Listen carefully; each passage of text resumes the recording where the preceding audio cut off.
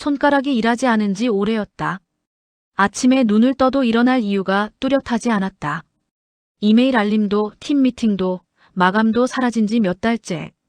주말과 평일이 뒤섞였고 계절이 바뀌는지도 모른 채 시간을 흘려보냈다.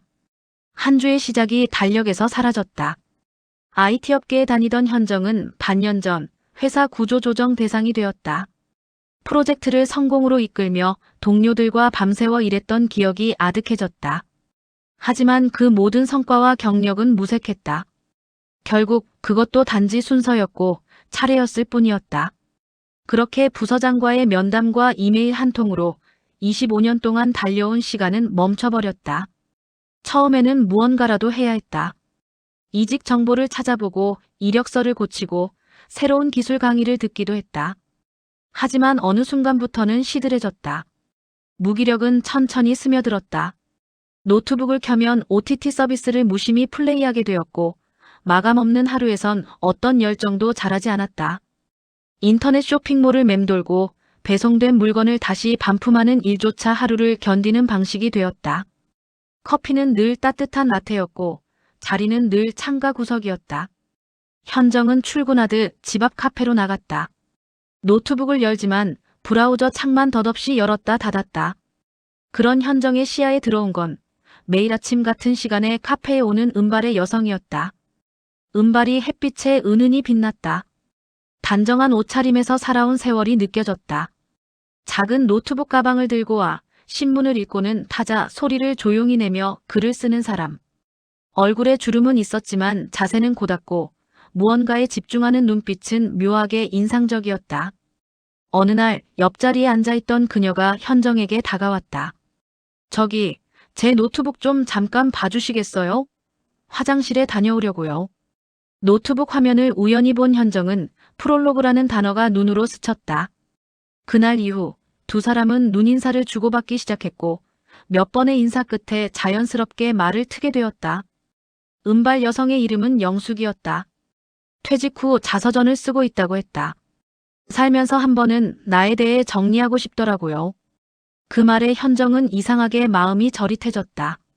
그날 이후 카페에 노트북을 열고 앉을 때면 그녀는 어쩐지 전과는 다른 마음가짐이 드는 걸 느꼈다. 그동안은 그저 습관처럼 펼치던 노트북이었지만 이제는 조심스레 자신만의 이야기를 꺼내보고 싶은 마음이 스며들었다. 며칠 뒤 카페 계산대 옆 전단지 꼬지에 눈이 갔다. 서울시 중장년 인생설계 프로그램 챗GPT와 함께 나에게 쓰는 편지 그 문구가 유난히 크게 다가왔다. 현정은 전단지를 조심스럽게 들고 자리로 돌아왔다. 이런 것도 있네요. 하고 영숙에게 보여주자 그녀는 환하게 웃었다. 괜찮은 기회일지도 몰라요. 해봐요, 현정씨. 누구보다 할 얘기 많아 보이는데요. 영숙의 격려에 힘입어 현정은 강의에 등록했다. 현정은 오랜만에 새 문서를 열고 제목 없는 빈 화면에 깜빡이는 커서를 바라보았다. 그 순간만큼은 무엇이든 시작할 수 있을 것 같았다. 첫 수업날 그녀는 긴장과 설렘이 뒤섞인 마음으로 강의실에 들어섰다. 강의실은 생각보다 소박했고 그녀와 비슷한 또래의 사람들이 삼삼오오 모여 있었다. 강사는 따뜻한 미소와 온화한 목소리로 수강생을 맞이하며 말했다. 오늘부터 여러분은 자신의 이야기를 써내려갈 겁니다. 완벽한 문장이 아니라 솔직한 문장이 필요해요. 수업에서는 챗GPT를 활용해 스스로에게 편지를 쓰는 법부터 배웠다.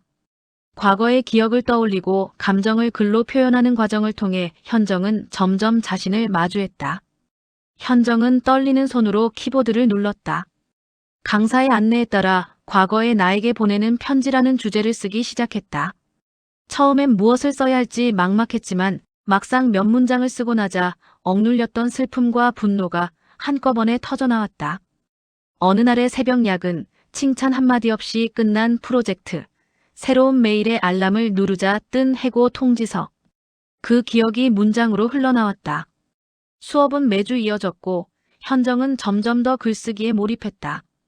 특히 챗GPT를 활용한 수업 덕분에 글쓰기를 한 번도 해본 적 없는 사람도 쉽게 자신의 이야기를 풀어낼 수 있다는 점에 놀라움을 느꼈다. 챗GPT는 낯선 글쓰기의 길을 부드럽게 열어주었다.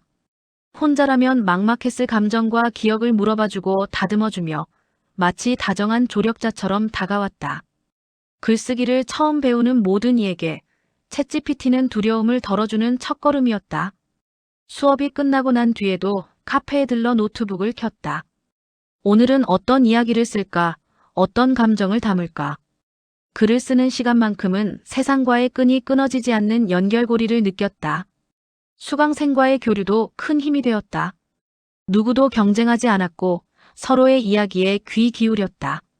중년의 이혼, 부모와의 갈등, 퇴직 후의 공허함.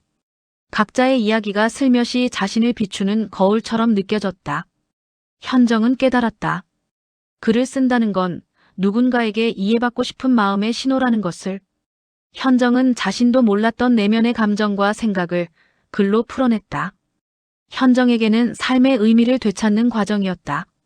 몇 달 뒤 수업이 끝날 즈음 수강생의 글을 모아 한 권의 소책자로 엮었다.